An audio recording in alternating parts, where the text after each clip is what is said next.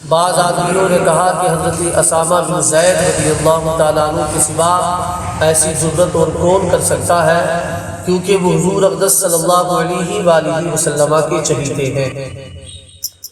جب حضرت اسامہ رضی اللہ تعالیٰ عنہ نے اس بارے میں حضور پرنور صلی اللہ تعالیٰ علیہ وآلہ وسلم سے گفتگو کی تو آپ نے فرمایا کیا تم اللہ کی حدود کے بارے میں سفارش کر رہے ہو؟ پھر آپ نے کھڑے ہو کر خطبہ دیا اور ارشاد فرمایا بے شک تم سے پہلے لوگ اسی لیے ہلاک ہوئے تھے کہ جب کوئی مالدار چوری کرتا تو اسے چھوڑ دیتے، اور جب کوئی غریب آدمی چوری کرتا تو اس پر حد قائم کر دیتے۔ خدا کی قسم میرے آقا فرماتے ہیں اگر محمد کی بیٹی فاطمہ بھی چوری کرتی تو میں اس کے ہاتھ بھی کاٹ دیتا۔ سبحان اللہ۔ پیارے اسلامی بھائیوں، یہی تو اسلام کا حسن ہے، یہی اسلام کی خوبصورتی ہے کہ اسلام اپنے ماننے والوں کے ساتھ برابر اور یکساں معاملہ کرتا ہے، امیر و غریب نہیں دیکھتا، کبیر و صغیر کو نہیں دیکھتا۔ تاریخ اسلام میں مسلمان قاضیوں کے ایسے بے شمار واقعات موجود ہیں جس میں انہوں نے کسی کے رتبے اور قرابت داری کی پرواہ کیے بغیر شریعت کے احکام کو نافذ کیا۔ انہیں واقعات میں سے ایک واقعہ پیش خدمت ہے۔ چنانچہ حضرت سعد بن ابراہیم رحمۃ اللہ علیہ خلیفہ ولید بن یزید کی طرف سے مدینہ منورہ کے قاضی مقرر تھے۔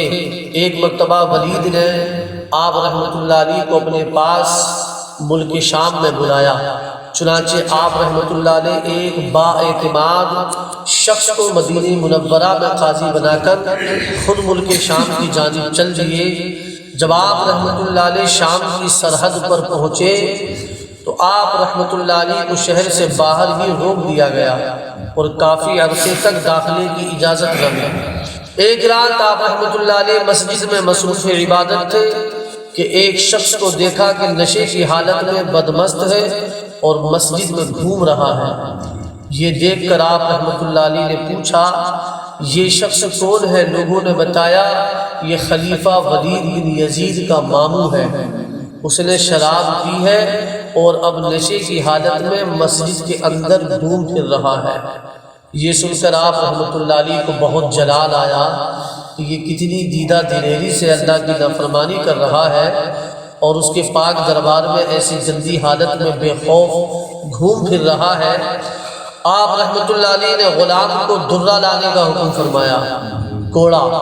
غلام نے کوڑا دیا، درہ لے کر آپ رحمۃ اللہ علیہ نے فرمایا مجھ پر لازم ہے کہ میں اس پر شرعی سزا نافذ کروں، چاہے یہ کوئی بھی ہو، اسلام میں سب برابر ہیں۔ چنانچہ آپ آگے بڑھے اور مسجد میں ہی اس کو 80 کوڑے مارے۔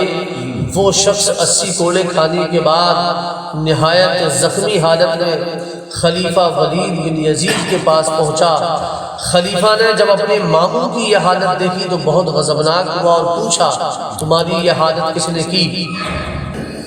کس نے تمہیں اتنا شدید زخمی کیا؟ اس نے جواب دیا ایک شخص مدینہ منورہ سے آیا ہوا تھا، اس نے مجھے 80 کوڑے سزا دی اور کہا یہ سزا دینا اور حد قائم کرنا مجھ پر لازم ہے۔ خلیفہ نے جب یہ سنا تو اس نے فوراً حکم دیا کہ ہماری سواری تیار کی جائے۔ اسی وقت حکم کی تعمیر ہوئی اور خلیفہ کچھ سپاہیوں کو لے کر آپ رحمۃ اللہ علیہ کے پاس پہنچ گیا۔ آپ رحمۃ اللہ علیہ سے کہا اے ابو اسحاق تو نے میرے ماموں کے ساتھ یہ سلوک کیوں کیا؟ اسے اتنی دردناک سزا کیوں دی؟ حضرت سعد بن ابراہیم رحمۃ اللہ علیہ نے فرمایا اے خلیفہ تو نے مجھے قاضی بنایا تاکہ میں شریعت کے احکام نافذ کروں اور اس کی خلاف ورزی کرنے والے کو سزا دوں۔ چنانچہ میں نے دیکھا کہ سرِ عام اللہ کی نافرمانی کی جا رہی ہے اور یہ شخص نشے کی حالت میں اللہ کے دربار میں گھوم پھر رہا ہے اور کوئی اسے پوچھنے والا نہیں، تو میری غیرت ایمانی نے اس بات کو گوارا نہ کیا کہ میں اللہ کی نافرمانی ہوتی دیکھوں اور تمہاری قرابت داری کی وجہ سے چشم پوشی کروں اور شرعی حدود قائم نہ کروں۔ سبحان اللہ، کتنا نکھار تھا ہمارے بزرگوں کی سوچ میں، کتنی پاکیزہ سوچ تھی، کس قدر وہ شریعت اور شریعت کے احکام کو اپنے اوپر اور دوسروں پر لاگو کیا کرتے تھے۔ آج ہم اور آپ یقیناً بہت دور ہے تعلیم اسلام سے۔